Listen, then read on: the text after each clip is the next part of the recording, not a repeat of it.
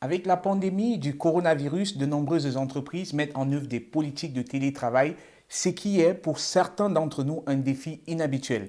Dans cette vidéo, je partage avec vous 7 conseils pour mieux relever ce défi. Ces conseils vous aideront à vous assurer que vous réussissez à la fois pour faire votre travail et pour maintenir votre bien-être.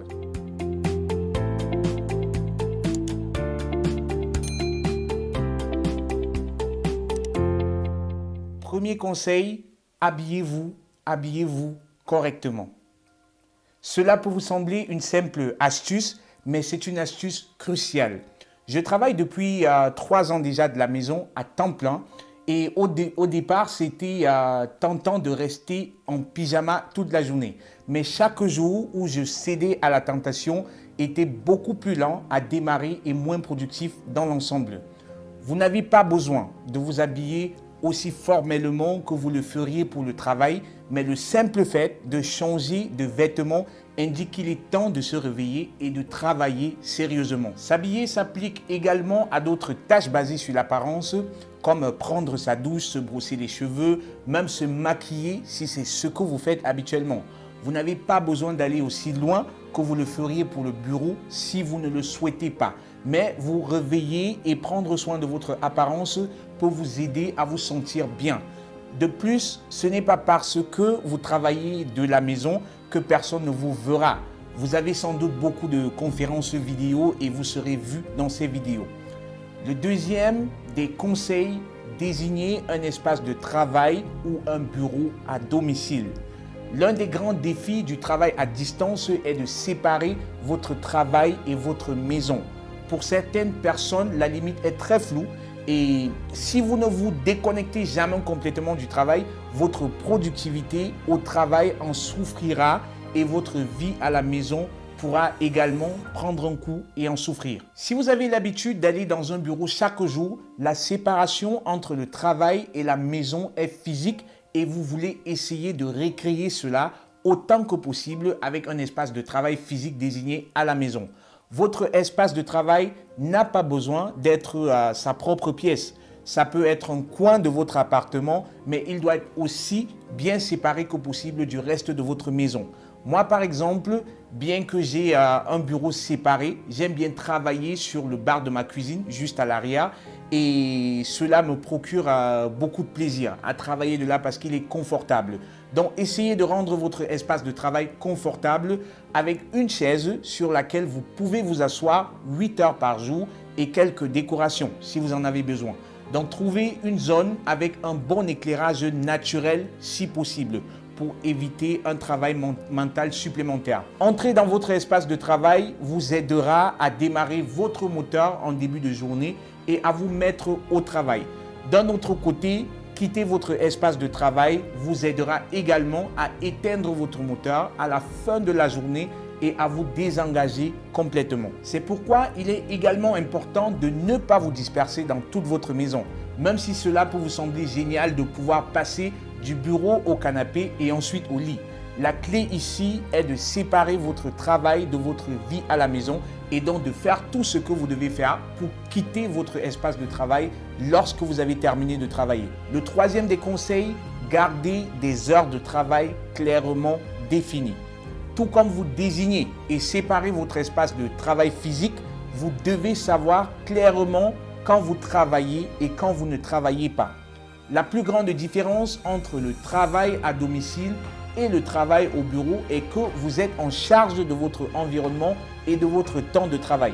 Ce qui signifie que vous devez aussi reconnaître quand ça suffit, quand vous devez arrêter de travailler. Donc, plutôt que de prolonger vos heures de travail parce que vous ne faites rien le soir, parce que vous vous ennuyez, rangez le travail, mettez le travail de côté, ressourcez-vous, allez voir des documentaires, allez voir un film et recommencez le lendemain avec un esprit neuf. Le travail sera là demain. Demain, vous aurez toujours à faire. Si vous vivez avec d'autres personnes, cette séparation est encore plus critique. Réduisez les distractions pendant la journée de travail, puis déconnectez-vous et accordez toute votre attention aux personnes que vous aimez, à vos enfants, à votre conjoint. Avoir un temps et un espace séparés pour travailler vous permettra d'être plus présent dans votre vie à la maison. Et si vous êtes heureux dans votre vie à la maison, vous serez également heureux dans votre vie au travail. Du moins, les chances sont élevées.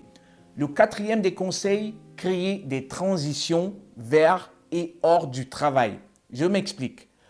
Votre trajet habituel du matin donne à votre cerveau le temps de se préparer au travail. Donc, lorsque vous êtes sur le chemin du travail, votre cerveau a le temps de se préparer. Ce n'est pas parce que vous ne voyagez plus à cause de Covid que vous ne devriez pas adopter des routines équivalentes pour vous aider à vous détendre dans votre journée de travail ou alors si vous voulez à vous préparer au travail. Peut-être que vous lisez ou écoutez habituellement de la musique pendant vos déplacements. Vous pouvez le faire à la maison également. Donc, vous pouvez même ajouter une séance d'entraînement, de préférence à la maison à cause de Covid, ou passer du temps sur un passe-temps, en considérant bien évidemment les conditions de Covid de votre ville, de l'endroit où vous êtes. À l'autre bout de la journée, le trajet du soir fait l'inverse. Les navetteurs, ceux qui font de la navette, tiennent souvent pour acquis le temps dont ils disposent dans la voiture ou dans le train pour se détendre après une journée de travail mouvementée et se préparer mentalement à leur routine du soir. Donnez-vous quelque chose qui signalera la fin du travail et servira de tampon. Pour moi, faire une promenade ou alors jouer avec mes enfants réinitialise mon cerveau. Cela m'aide énormément à décompresser avec quelque chose de physique et d'amusant.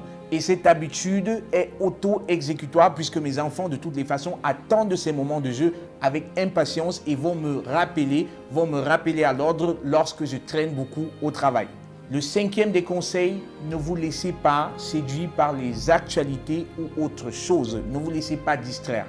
La distraction est l'un des grands défis auxquels sont confrontées les personnes qui travaillent à domicile, en particulier les personnes qui n'y sont pas habituées. Il est humain d'être distrait, on est bien d'accord, mais vous devez vous méfier de la façon dont vous vous laissez distraire. Vous prenez déjà probablement quelques pauses tout au long de la journée au bureau. Et c'est bien à faire aussi à la maison. Donc, pensez à prendre des pauses. Utiliser ce temps pour faire un tour de linge est acceptable, mais essayez de ne pas considérer votre nouvel arrangement de travail comme une opportunité de nettoyer enfin ce placard ou toute autre chose qui nécessite une attention soutenue. Évitez la distraction avec les travaux ménagers. À l'heure actuelle, l'une des plus grandes distractions est l'actualité sur le Covid-19. Il est certes bien de rester informé, mais il est également facile de se glisser dans un désordre anxieux. Lorsque vous allumez la télé, c'est que des informations sur Covid. Donc, si vous êtes une personne susceptible d'être distrait chaque fois que vous recevez des alertes d'actualité, désactivez également vos notifications pendant la journée de travail. Les nouvelles seront toujours là après 17 h. Ce n'est pas parce que vous avez manqué les nouvelles du matin que le soir, elles auront disparu du net. Elles sont repassées au fil de la journée. Donc, il n'y a pas de souci d'attendre la fin de votre journée avant de lire l'actualité ou alors avant de lire les informations. Le sixième des conseils, communiquer, communiquer, communiquer. La clé pour traverser les obstacles du travail à distance est la communication, en particulier avec votre supérieur, avec votre manager et vos subordonnés directs si vous êtes un manager. Établissez un plan qui définit les attentes de votre manager et rassurez-vous que votre manager sache à tout moment ce sur quoi vous travaillez. Car par défaut, on pourrait penser que vous ne faites pas ce que l'on attend de vous. Donc, informez les collègues de l'évolution de votre projet. Appelez les collègues lorsque vous avez des questions, lorsque vous avez des difficultés et aidez-les également à surmonter leurs challenges. Restez concentrés pour fournir les résultats que l'on attend de vous, mais surtout communiquez sur votre travail dans votre département et au-delà si nécessaire. Et vous n'êtes pas obligé de vous limiter à la communication textuelle. N'envoyez pas par défaut un email si vous auriez parlé en face à face avec un collègue au bureau. Les mails sont surchargés, donc trouvez d'autres alternatives. Le téléphone ou les chats vidéo sont des meilleures alternatives à des emails et cela réduira le problème de communication, de malentendu et va rompre une partie de l'isolement social qui peut découler du travail à domicile. Le septième et le dernier conseil de cette vidéo, n'oubliez pas de socialiser. Lorsque tout le bureau commence soudainement à travailler à domicile, vous coupez de nombreuses interactions sociales occasionnelles que vous avez l'habitude d'avoir tout au long de la journée et qui vous aident à vous sentir moins seul et à rompre la monotonie du travail. Ces petites choses-là qui donnent un peu plus de vie à votre travail.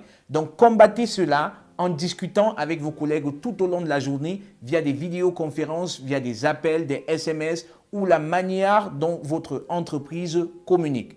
Si vous interrogiez habituellement vos collègues sur leur week-end, continuez à le faire. Si vous leur proposiez généralement des commentaires sur des sujets spécifiques, contactez-les. Beaucoup d'entre nous se sentent anxieux et incertains en ce moment de Covid. Et être soudainement isolé à la maison peut amplifier ces sentiments. N'hésitez pas à contacter un collègue juste pour lui demander comment il va.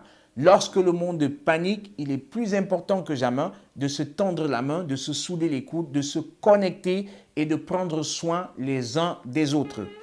Prenez soin de vous. J'espère que vous avez aimé la vidéo. C'était la 7 conseils pour vous aider à mieux gérer les challenges de la période de Covid. Si vous avez aimé la vidéo, merci de la partager, merci de liker et dites-nous surtout, dites-moi en commentaire, quelles sont les meilleures astuces que vous avez pour garder la tête haute, pour garder la tête hors de l'eau en cette période de Covid. Je suis Constantin Farom et ma mission principale est de vous inspirer, de vous motiver et de vous hisser au sommet de votre carrière professionnelle. Portez-vous bien, restez en santé, bien de choses à vous et à la prochaine vidéo. Ciao!